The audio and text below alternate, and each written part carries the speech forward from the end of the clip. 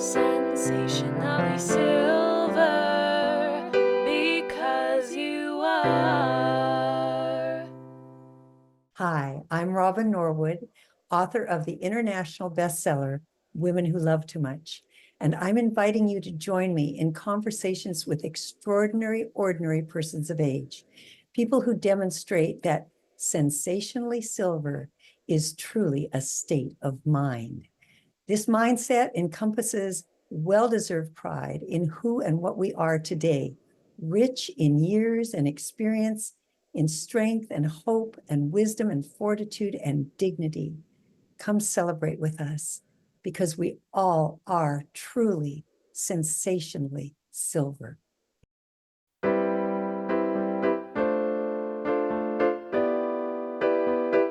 Hello, everyone. Today, my guest is one of my very favorite people in the whole world, Julia Loggins. I can't tell you how much I enjoy just chatting with her, so I hope you enjoy hearing her as much as I do. Julia, welcome.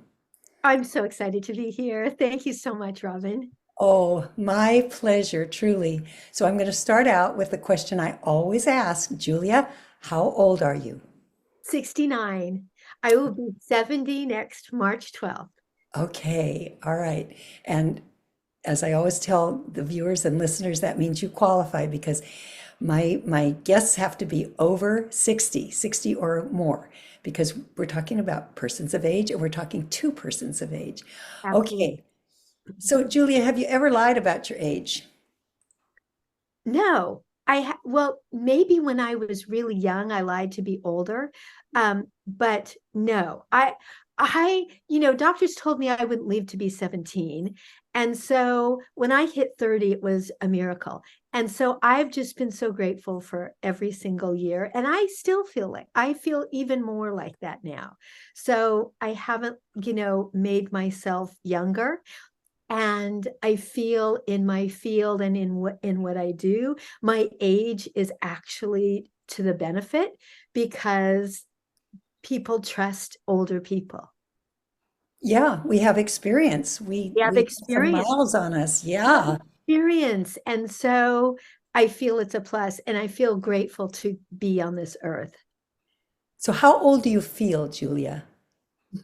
Well, sometimes I still feel like the little kid. And that's my goal at this point in my life, is to really reclaim as much of my dreams of my little kid and my teenage self. I really feel that time of thinking everything is possible and believing in that anything can happen, and the fast recovery from everything when it blows up, which it constantly does, at least in my life, and the starting over, which seems so easy when we're young and then seems like huge mountains. As we're older, I feel like I just want to incorporate that part of me that believes anything is possible, and that even though I make every day special, also that I have all the time in the world. Mm. And those years when you were that young weren't easy ones, right? No, I was mostly in hospitals. I had life-threatening asthma, rheumatoid arthritis, every gut issue that existed. My gut, I bled from one end of the tube to the other. And I was in 39 hospitals and had 19 pharmaceutical drug trials. Nobody knew what to do with me. I mean, I was born in 55, so that's the age of chemistry and drug trials. Unfortunately, it still is in many places. But so I was a guinea pig everywhere, and nobody thought I would make it. Um, and I didn't have hair or eyelashes or anything. So my existence was odd. And then when I was not in the hospital, I mean, my first husband said I was dancing on my grave. I just tried to live as much as possible. Which is what we should all do. So, Julia, how did you pull yourself through that? Because I know enough about you to know that you did it. Well, I feel like I didn't do it alone. I always had a strong spiritual connection. I was born Jewish, but really I feel like I was very much surrounded by energy. And I had three near-death experiences that were powerful for me as a teenager. And I felt not close to really my family of birth, but to something bigger, and also animals. I feel my animals, my dog, and my dog who actually took on every one of my illnesses and died when he was 8, one of my first dogs, my horse, my animals got me through it, still do.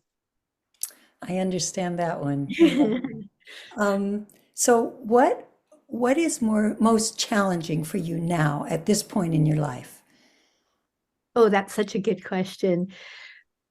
Um,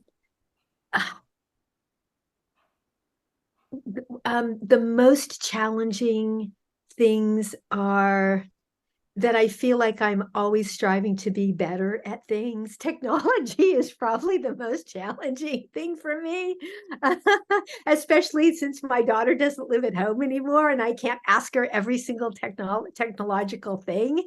And and yet I also appreciate technology so much because here you and I are, and I don't have to travel all over the place, and I can do my work, and I feel so grateful for technology. Um, yeah. So, and I feel all the things I can't fix are challenging, and that's a constant in the world and in my, my immediate world. And I have to constantly let go of that and just focus on what I can change, which is generally me. Sometimes I think we all need a resident 5-year-old to help us through the technological stuff because they know everything. They Oh, all know how to do, they know all the buttons, they're yeah, born pushing buttons. And yes. some of us who didn't grow up with that, oh my goodness, it's challenging. If it weren't for my daughter, because all I do with this is talk, she does everything else. And Yeah, I am and so yeah. grateful to her. Totally. And I have young people around me. I've always loved young people. I've, I've, oh, and I have a lot of young people as clients, and I have young people as helpers, and they are amazing at technology. We're always trading what we're good at for what someone else is good at. And when I was young, I thought I had to be good at everything. Oh gosh, I was so insecure. When I look back at my 20-year-old self and even my 30-year-old self, I just thought I had to be good at everything and that nobody would want me or like me or love me if I wasn't. And I felt utterly incompetent all the time. My standards were crazy because of my mother's in my childhood, where the standards were impossible to meet. And no one ever said, you actually only have to be good at one thing. And if you're really, really good at that thing, then you'll find people to do all the other things. But I didn't know that. So I did get moderately decent at a few other things, but that weight took so long to be lifted from me. And I feel like that's one of the beauties of being older, is knowing that. So the more I stay in my lane and do the little things I can do, it's okay, it's a little thing. And there's so many things I can't do. I'm so much more okay with that now. That just took forever, Robin. I'm such a slow learner, and I am the latest bloomer on the planet. Well, I know to many people, Julia, you you are not giving a little thing. There are a lot of people you're helping all the time. And if you don't mind, I'd love for you to talk about that a little bit because I know it comes out of your own healing and your own experience. And really, being really good at one thing, that's more than enough in my book. That's what we're here to do is give one good gift to everybody else. And it doesn't matter what it is. It can be building a house, it can be whatever, healing, I don't care what it is. That's our gift. So Yeah. let's talk about yours. Thank you. Well, apparently, what my, what the world had in mind for me was to take, my survival and what I learned in how to put myself back together again, like Humpty Dumpty, because none of my organs worked, none of them. And so to put Humpty Dumpty back together, I had to learn how to do that myself. Nobody knew how to do that in those days. And I did not want to go into the world of healing and helping people. And my first husband, who was 25 years older, very special person, Auschwitz survivor, as I was moving through my healing, recovering my body, and he said, and starting to have people come and ask me how I did it.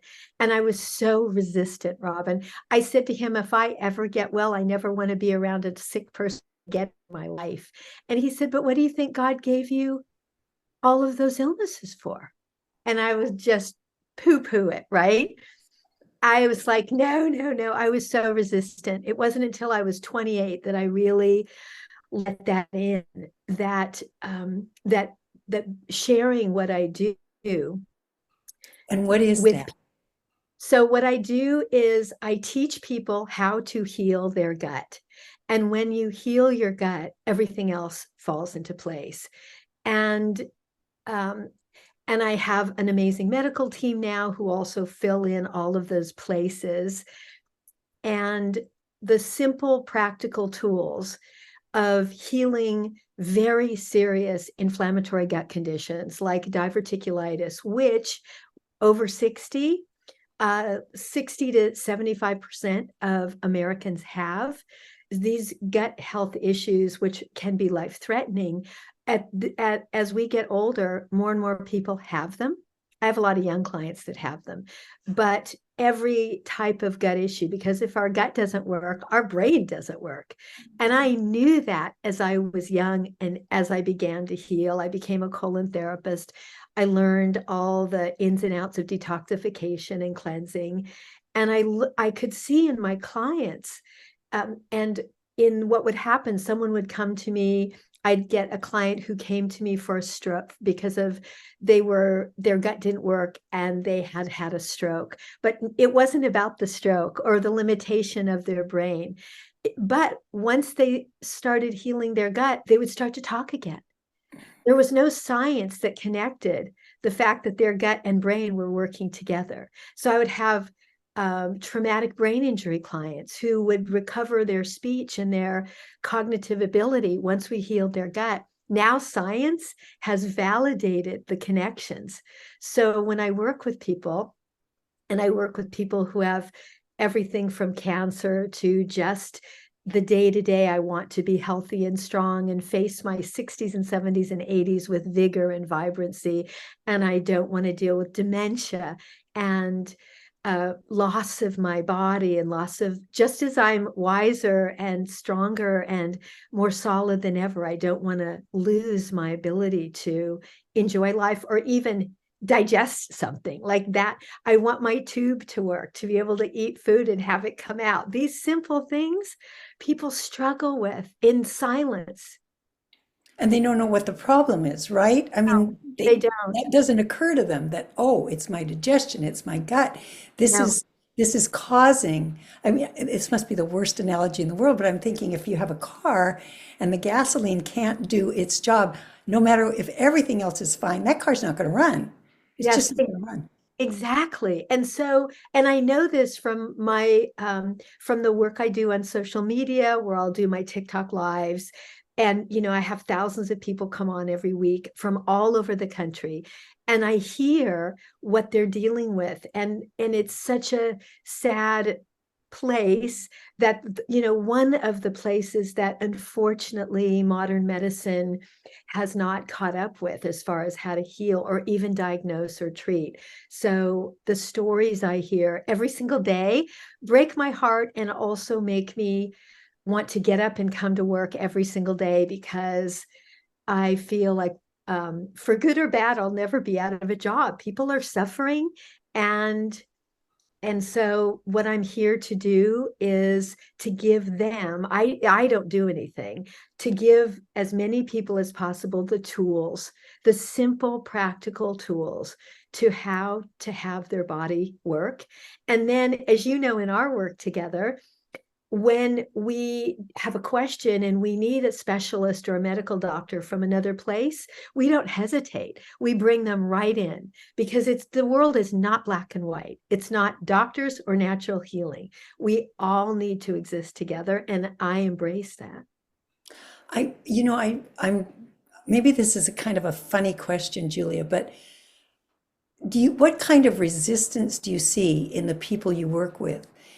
Because I know things like diet are so, our diet is so linked to celebration, all kinds of things, and a lot of things that we celebrate with, birthday cakes, whatever, Yes. are potentially very dangerous for a lot of people who have those kinds of issues to a serious degree.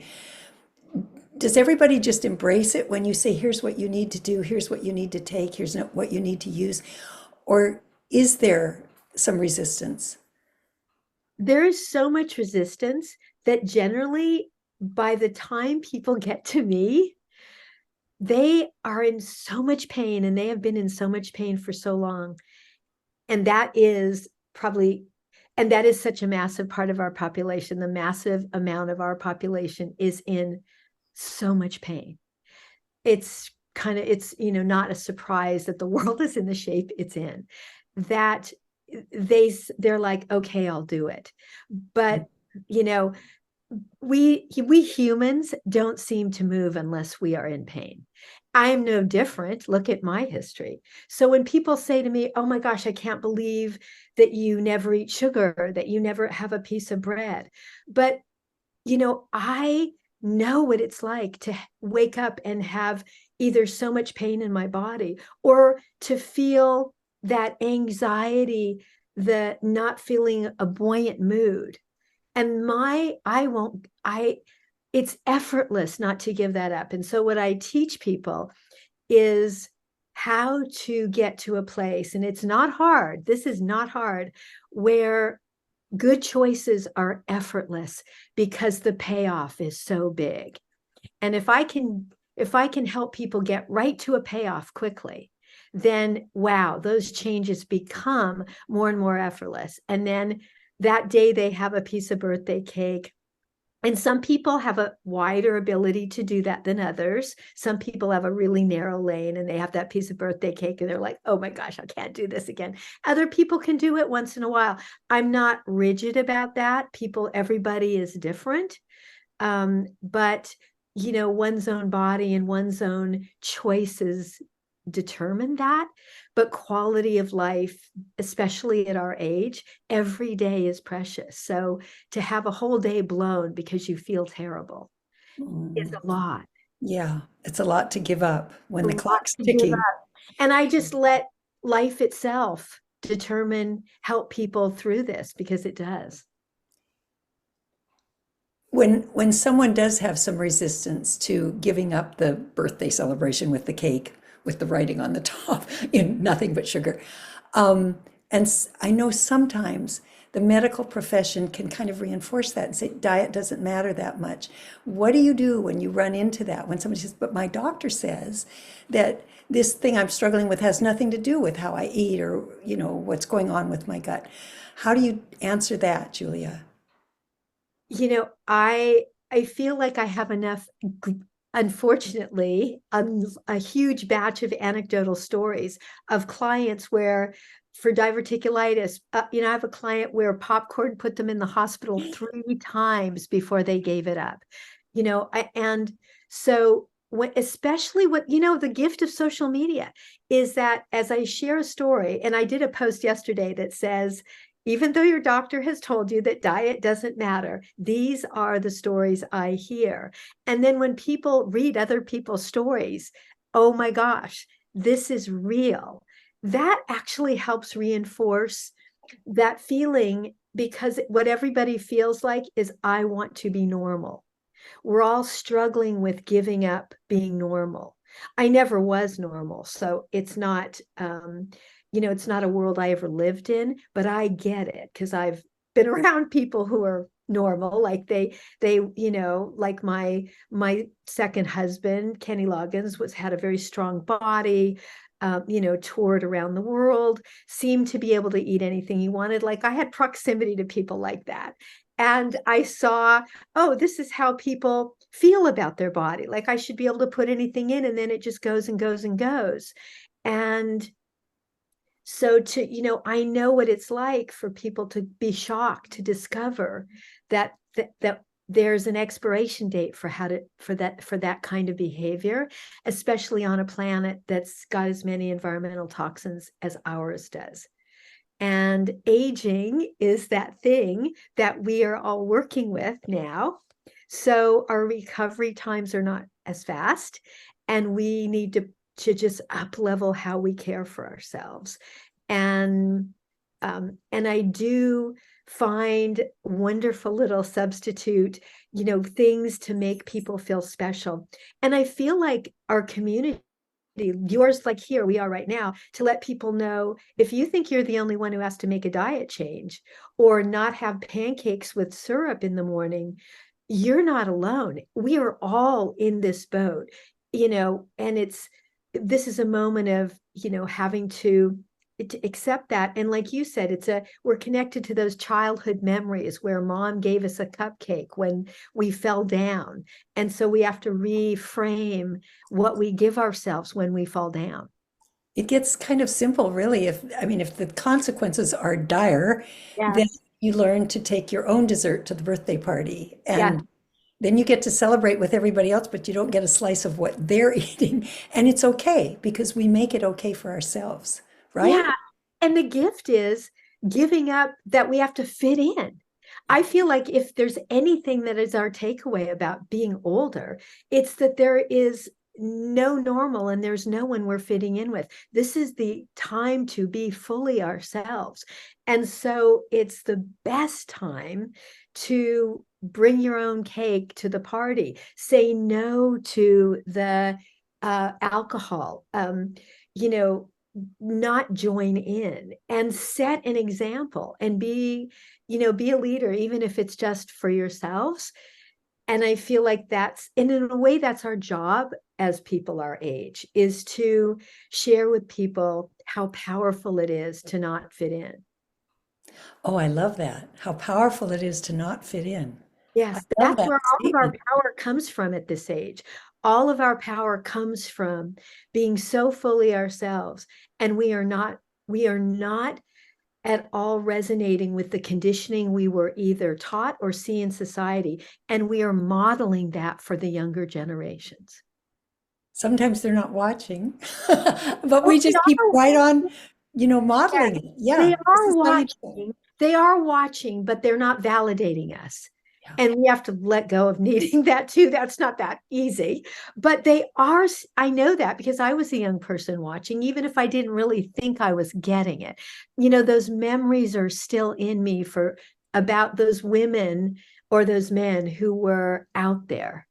And I remember them in my teens and 20s and 30s, even if I was still that really insecure girl who was so insecure in one of my jobs when I was in a temporary job for the summer, which I lied about, told them that I would take it forever because I thought they wouldn't hire me if I was only going to be there for the summer.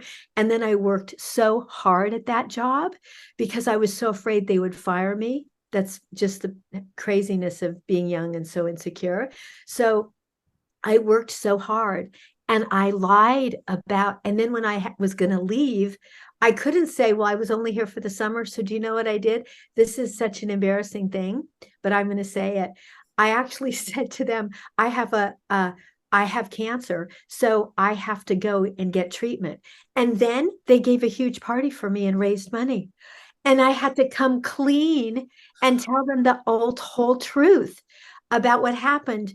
And do you know that instead of criticizing me, they said, oh my God, you could have just been honest with us because you were enough, You but were I in. didn't Yeah, feel it. you were So we were always enough.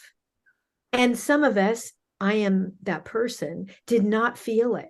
So it took so long. And so at this age, what I want to say to everybody out there is like, you're enough. And whatever whatever you're doing every day that brings yourself joy is bringing joy to the world, and that's your purpose right now. That's a beautiful way to end. We need to end, Julia. I Okay. could do this all day, so you're going to have to come back, okay? Because there's Okay. lots more we can talk about. But before we go, I want you to tell people where they can find you on social media so that they can tune in and see the kinds of things you have to offer to people who are struggling with these issues. And honestly, who isn't? As you said, at this age, it's an issue for almost everyone. We Well, have yeah. to treat these bodies of ours like a classic car. That's my analogy. I feel like I'm a I love classic that. car. Yeah, Yes. my value is in that I'm older, but I Yes. take a hell of a lot of maintenance. So Oh, that's a lot. okay. That's the way it is. And It be is proud of it, you know? So so much maintenance. And I feel I see this in my husband. So for you men out there, I will tell you that my husband really, really struggles with the diminishment of this physical strength he had when he was younger, and his self-worth, even though he wasn't an MMA fighter or anything. It's not like his world was all about that, but he struggles so with the diminishment of the physicality. And so it's a whole mindset that we have to shift. And I have so much compassion for everyone out there doing it. You can find me, everyone, on julialoggins.com, cleansingforenergy.com, and on social media on TikTok. I have Happy Gut Tribe lives every Saturday at 4, Sunday at 5. And I'm sure all of my information will be here on how to find me on social media. If you don't know how to get on social media, don't be intimidated. Ask a young person to sign you up for TikTok, which is a super fabulous platform. Instagram, YouTube, all these platforms bring all of us together. And guess what? We don't have to get on planes, trains, and buses anymore. We get to come into each other's homes, and we don't even have to be dressed from the bottom down. And here we are. we can do it in our pajamas if we want. We're It's so a black. pretty We're easy so world in that blessed. way. I Yeah, know. yeah. Julia, thank you so much. And I want to promise everybody who's watching and listening today, Julia is going to be back. We're going to talk more about her as a person because she's one of the most fascinating people I know. Thank you, thank you, thank you. And thank Thank all you. of you for being with us today. We'll see you next time. Okay. Sensationally Silver, A State of Mind, is sponsored by Sensationally Silver, a complete hair care product line created especially for people with hair like ours, naturally gray and white hair. Sensationally Silver products can be found exclusively at sensationallysilver.com. Sensationally silver, because you are.